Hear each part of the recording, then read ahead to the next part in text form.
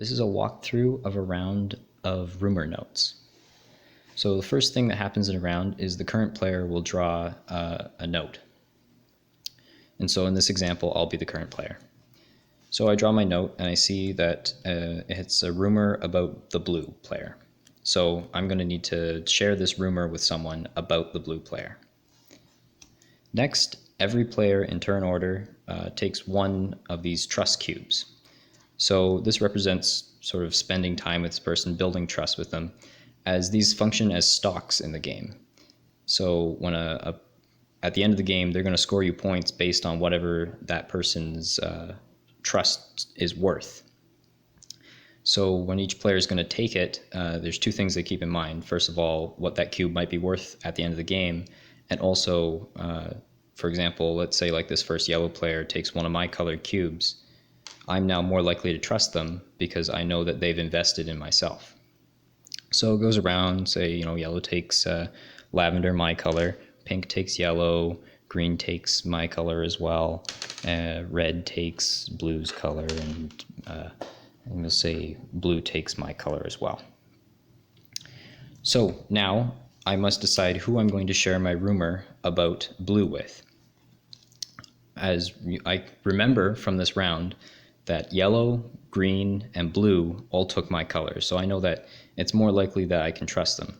But I can also tell from a possible previous round, let's say, green and red both took my color last round, so I know that they've already invested in me a little bit.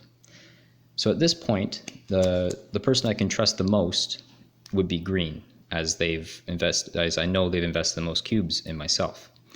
But I myself have more invested in red.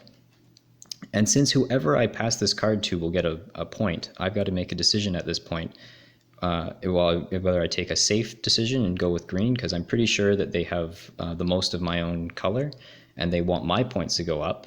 And whoever I pass this to will get to either decide whether my points go up or whether blue's points go up. Or I could decide to play a little more risky and go with red, who will get a point for me sharing the information with them, and then thus increasing the value of my own stock in red, as I have two trust cubes in red. So let's say I go with green. The player I pass this to now has two options. They can either keep it a secret, or they can snitch.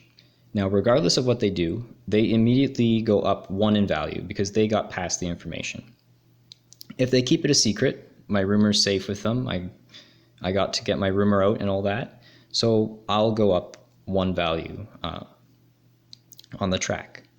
Now, if this player decides to snitch on me though, they reveal the card, and whichever player is on the card value of stock goes up one, and I place one of my cubes on that player's color on the distrust track to indicate that this player no longer trusts me. As I created a rumor about that player, and then it was revealed to everyone. This means that at the end of the game, I cannot score any points for any of their trust cubes if I had any. That was a complete round of rumor notes.